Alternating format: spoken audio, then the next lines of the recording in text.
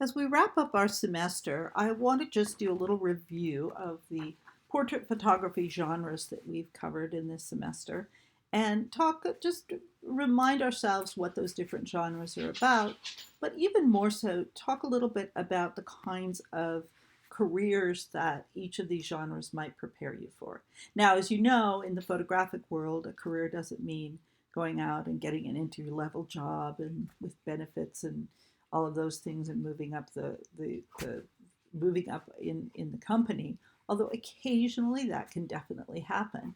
The more likely scenario is that you will be working in your own small business or doing what we would think of as gig work. And so, what I really want to talk to you about with these different genres is not so much what careers are available, but what kinds of areas or what kind of demands within photographic portraiture will each of these genres, the skills and the concepts that you learned, what will it suit you for?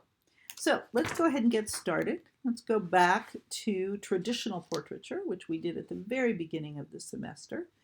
We looked back all the way into the very early areas of portraiture, of photography, and also even into painting.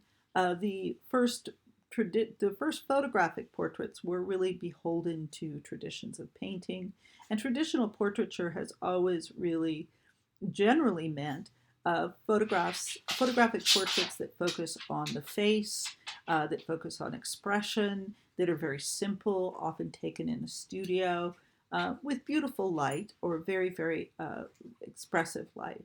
This, of course, is a portrait taken by one of the very earliest of the traditional studio portrait artists, Nadar, in Paris. And it was taken of the very famous actress Sarah Bernhardt. It's one of my favorite portraits of all time, not just one of my favorite early ones.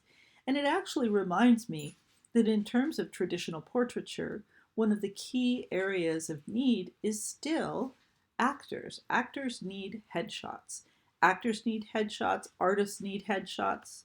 You might remember this beautiful headshot, this portrait by Alvin Langdon Coburn of the artist Rodin. Now, Rodin didn't need a lot of promotion at the time, but a photograph like this, a portrait of an artist or a musician or an actor or a performer of another kind, would be a wonderful expressive promotional tool for their website, for a brochure, for any kind of interview or news releases. So these are actually pretty nice little corners that you can work within as a portrait artist. Some other things that come up for traditional areas are magazine interviews, magazine profiles. This is, of course, this magnificent portrait of Martin Luther King by Yusuf Karsh. And this is such a simple, an elegant portrait that really uh, makes Martin Luther King look his very best.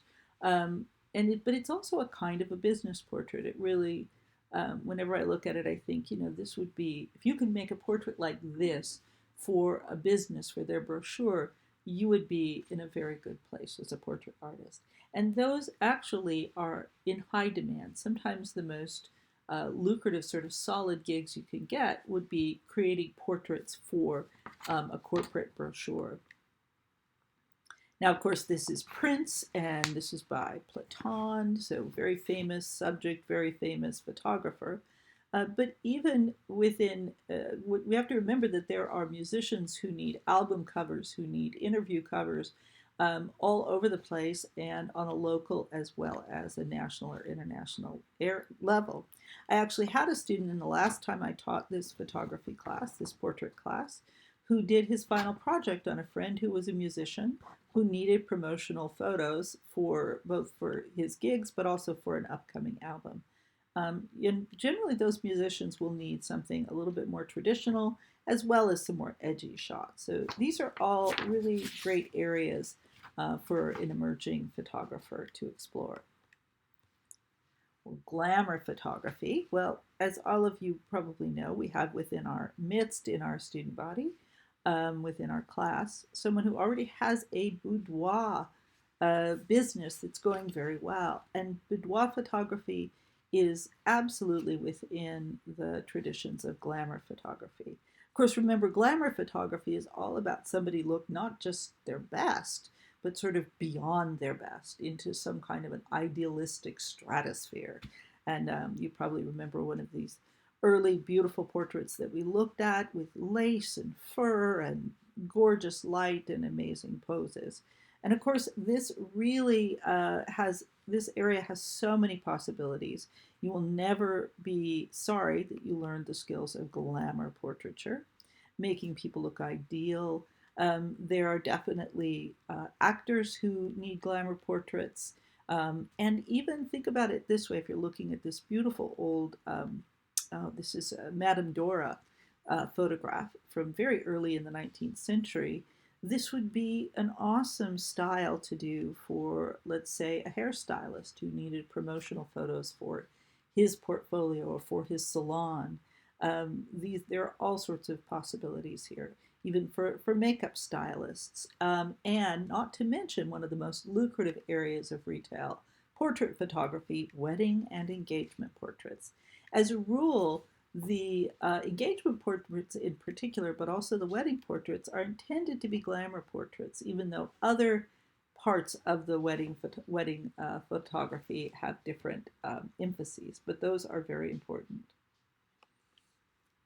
And remember, it doesn't have to be all soft focus and beautiful and lined up with pearls. We remember this portrait of Matt Damon.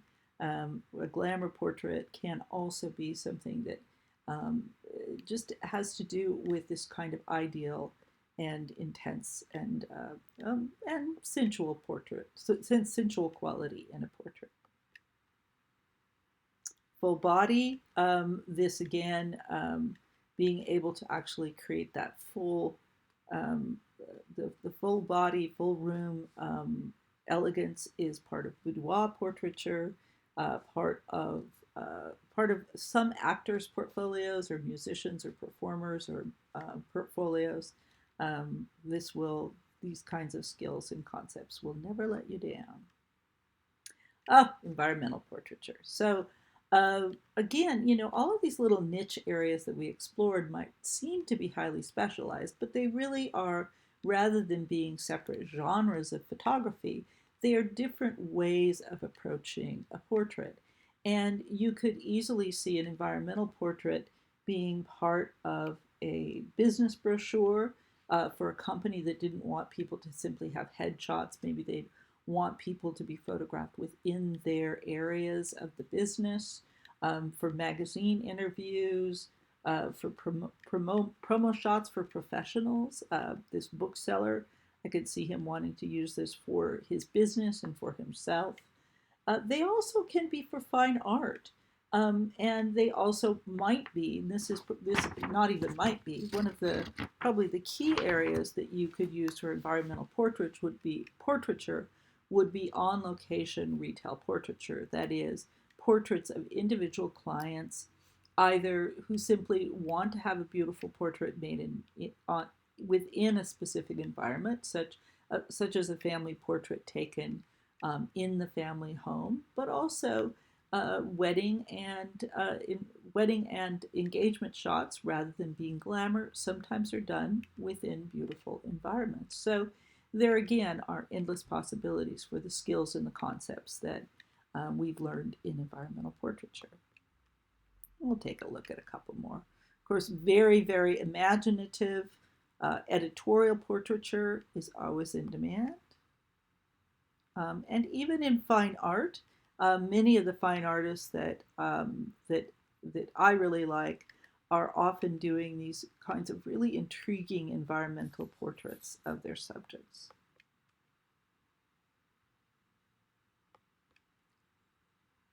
Expressive portraiture. Now, once we got into expressive, symbolic, and conceptual portraiture, it seemed like we'd leaped completely off into the territory of fine art. I want to kind of come back here and remind you that no kind of portrait that you make, or no kind of photograph that you make, be it a portrait or anything else, ever needs to be strictly relegated to the field, to one area or another. And expressive portraiture definitely does not have to stay within the realm of fine art. We all remember this very famous photograph by Man Ray, which was called Glass Tears. And Glass Tears was, I believe Man Ray really considered it a piece of his fine art. But Man Ray often took his fine art photographs and transformed them into photographs that he used for advertising, for retail, for all sorts of different commercial territories. And so we should never think of these photographs as being strictly for fine art. If you can make a very, very imaginative portrait, it can become a book illustration, book covers, and magazine article titles. These all need illustrations, what we call photo illustrations, that may draw on the territories of expressive portraiture. Oops, sorry, I went a little bit. There we go. Let's go back and make sure we cover all of these. And of course, just to remind you, this is Francesca Woodman, Harry Callahan with these double exposures. I could totally see this on a book cover. And David Hockney, again, fine art, absolutely. But I could also see this, this has the possibilities of a very imaginative artist doing a retail business with clients, making portraits in this style. Conceptual portraiture might again seem to be completely out of the bounds of anything except fine art. And as a rule, conceptual portraiture is within fine art. On the other hand, again, if you have imagination, you could see that there are possibilities. We have Cindy Sherman doing her crazy history portraits. Again, if you have an imaginative retail business, there may be a demand for clients who want something a little bit more unusual for a card or a promotional piece. Actors definitely often need some, actors and performers and artists sometimes need these more specialized sort of imaginative types of portraits. And fine art is just fine as well. And just to remind you, that last was Anne Hamilton. This is the conceptual series by Renicky Dijkstra. Now, candid portraiture, we actually decided to sort of skip over within this class in favor of our mystery projects, which were enormously fun.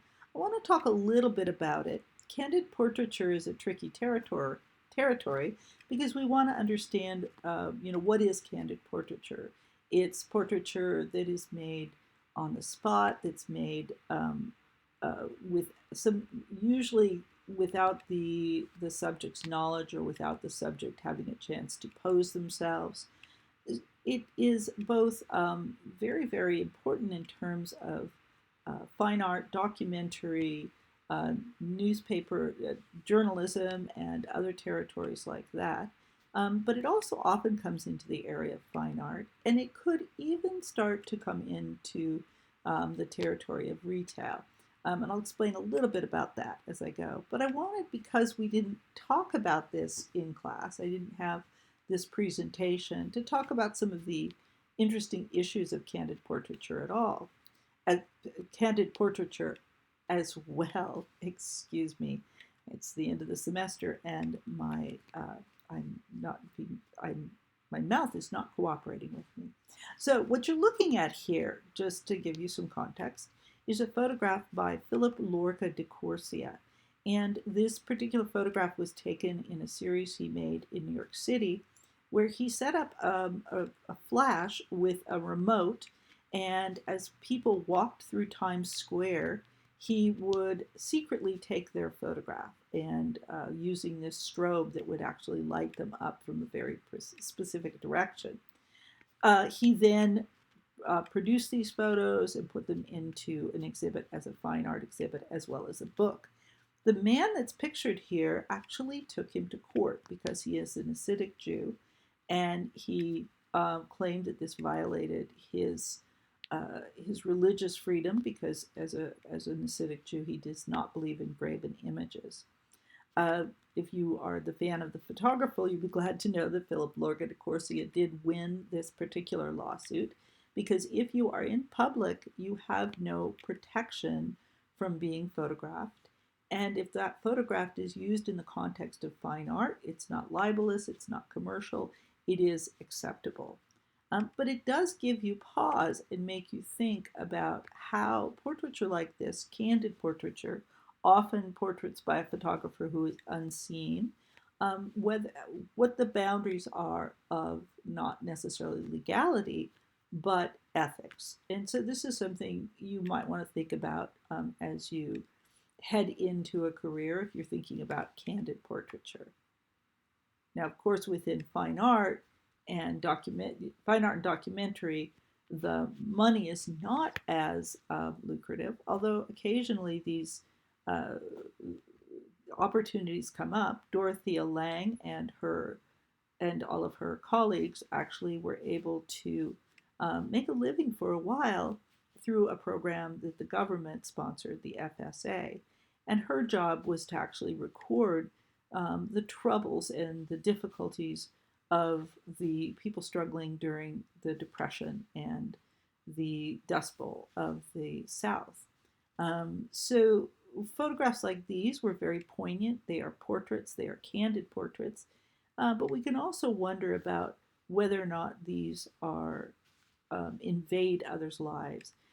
These kinds of portraits generally are being made by a photographer in a privileged position who's making a photograph of someone who is in a marginal situation, who is vulnerable. Here's another example of that kind of portraiture. This is from a series called Streetwise that Mary Ellen Mark made, I believe it was in the 1980s, of homeless children in Seattle. And this particular series got a little bit of pushback from people who felt that perhaps Mary Ellen Mark was exploiting these young kids who had not really the power to turn away from the camera. Last but not least, I'll show this beautiful Alex Soth candid portrait of a soldier who was actually in Iraq at the time, having lunch. And this is a very poignant portrait, candid and yet also very telling. It's environmental, it's candid, and it has all sorts of layers of meaning. I also find this to be a very compassionate portrait, and one that has both a cultural and a personal tale to tell as well. Okay, well, that is it. That is just a little wrap up. I will post a discussion topic. We can talk about all the different territories of portrait photography that people are interested in and what areas you might want to explore in your future. It's been great. Bye.